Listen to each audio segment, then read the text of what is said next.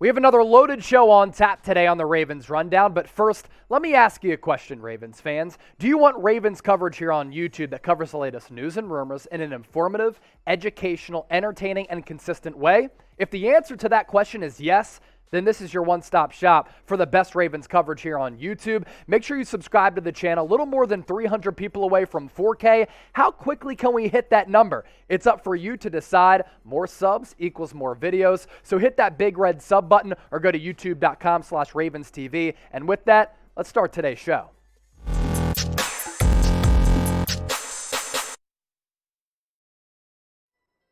Welcome into the Ravens Rundown by Chat Sports. I'm your host, Chase Sr. We start off with some somewhat breaking news. Alejandro Villanueva has retired from professional football. This is coming from Adam Schefter. And Villanueva had really a marvelous career considering the circumstances. He was in the armed services and decided to pursue pro football. Hopped on board with the Philadelphia Eagles when Chip Kelly was the head coach, didn't make that initial roster, went to Pittsburgh where he had a bunch of success, then came to Baltimore in what was a short-lived tenure in the Charm City, and now he's calling it quits. Adam Schefter saying this on Twitter. Ravens announced that Alejandro Villanueva has decided to retire after a 7-year NFL career. Now, he did have a $9.25 million cap hit, $6 million in savings going into 2022. He started for the Ravens after Ja'Wuan James went out for the year and Ronnie Stanley dealt with those injury issues, and him announcing his retirement throws a couple of interesting scenarios onto the canvas for Baltimore. I would think that they address offensive line in free agency this year. That is certainly an area that they need to upgrade going into next year, given the questions around Lamar Jackson and his future in Baltimore. I think it's only a matter of time before he signed them to a monster contract extension. And speaking of Lamar, but you take a look at the Ravens offensive line depth chart right now. This wasn't a good unit last year. When they're healthy, pretty solid, but Ronnie Stanley, Ben Powers, Bradley Bozeman set to be a free agent, Kevin Zeitler, and Ja'Wuan James. That's your front five for the Baltimore Ravens, but with Alejandro Villanueva out, Ja'Wuan James would really have to step in, and at this point in his career, what is he? There are questions there. Now, right tackle becomes a top need for Baltimore now going into the offseason. A couple of ways and avenues in which they can address that position. NFL free agency set to get underway next week. By the way, we have you locked and loaded with all the best Ravens free agency coverage. Another reason for you to subscribe. Or there are a couple of offensive tackle prospects out there. So when you talk about this position, when you scout it, when you break it down,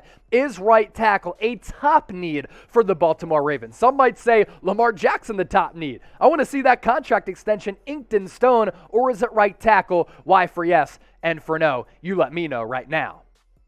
Now, you would think that James, coming off that injury-plagued 2021, is going to come back. Didn't play at all last year, comes out of Tennessee, and has really had a solid career. Nothing crazy, but if he does return here in 2022, I think that he'd be more of a serviceable backup type of player. But the good news is for Baltimore, really good free agent targets who are going to hit the open market when NFL free agency comes your way starting on Monday. Morgan Moses, Bobby Massey, Riley Reeve, Cornelius Lucas, Brandon Shell, some of the free agency right tackle options for Baltimore if they're looking for a roster upgrade. But also, when you look at the NFL draft prospects, some really good players who could be available when the Baltimore Ravens selection comes around.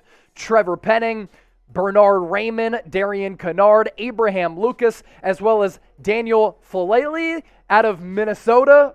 Producer Chug's always a tough name to pronounce there, but the point here being some good right tackles who are on the free agency market, as well as NFL draft prospects for Baltimore if they want to upgrade at that position. Now, I want to know this. Should the Ravens draft a right tackle, or should they sign a right tackle? Your opportunity to be as much a part of the show as I am as the host. I want you to treat the comment section like a sports talk radio call-in line, because here on YouTube, that's basically what it is. S for sign, D for draft. You let me know in the comment section. And while you're down there, make sure you subscribe to Ravens Rundown by Chat Sports, because more subs equals more videos here on the channel. We launched this channel several months ago, and we're growing like crazy. How many Ravens channels out there are doing what we're doing? The answer to that, not many. So if you want the best Ravens coverage here on the internet, make sure you hit that red subscribe button. Bobby Wagner, after a successful tenure with the Seattle Seahawks, has been officially released by Seattle, one of the best defensive players and overall players in the history of that franchise. Can you imagine back in 2012 when the Seattle Seahawks drafted Bobby Wagner in the second round, then later Russell Wilson in the third round, that they would both end up being Hall of Fame caliber players, an all-time draft for Seattle? But they traded away Russell Wilson to the Denver Broncos, and now they've cut bait with Bobby Wagner. Really a salary cap move for Seattle to save some money, but he would certainly pair nicely with Patrick Queen, and that's why we're talking about him on today's show. The young stud out of LSU and Patrick Queen has had a very, very good first couple of seasons in the National Football League. A sideline-to-sideline rangy linebacker who has elite athleticism. He certainly got lost in coverage a couple of times this past year, but can you imagine his development and how it could be streamlined playing alongside a future Hall of Famer, a multi-time All-Pro, and one of the best linebackers in the history of the sport? Bobby Wagner's certainly old, but he could add a different dimension to this Ravens defense, and we know that Bobby Wagner ain't scared to hit nobody. He will run through a brick wall. And Baltimore, the Charm City, they like physical football players. Bobby Wagner fits that mold. As for what Bleacher Report had to say about Bobby Wagner signing on with Baltimore, he's free to sign with any team in the National Football League right now. So that's kind of how it works going ahead of free agency due to his contract, in which he was due more than $16 million. But BR said this about Wagner to Baltimore: adding Wagner to their defense would give the Ravens their best leader on that side of the ball since Ray Lewis. Those right there, folks, are facts. Pairing Wagner with former first-round pick Patrick Queen would help improve a unit that ranked 22nd in sacks with 34 last year. I like Bobby Wagner for a couple of reasons. One, he can still play, even at his age, and the fact that he's been in the league for about a decade, 170 total tackles last year. You can play him as a blitzer. He can drop back in coverage, and his football IQ is extraordinarily high. And you're looking to extract the best out of Patrick Queen. What better way to do that than with Bobby Wagner, who is an on-field fit and a scheme fit, and certainly a fit with the DNA of the Baltimore Ravens organization. If you want Bobby Wagner, Ravens flock, I want you to show up and show out and let me know that you want the Ravens to sign him and ink him to a deal. Will it be worth $16 million in average annual value? Not sure about that, but if you want the Ravens to sign him, hit that thumbs up icon and like the video. Another bit of Ravens news that just came down on the wire a few moments ago, as we're kind of reacting to this right after the moment.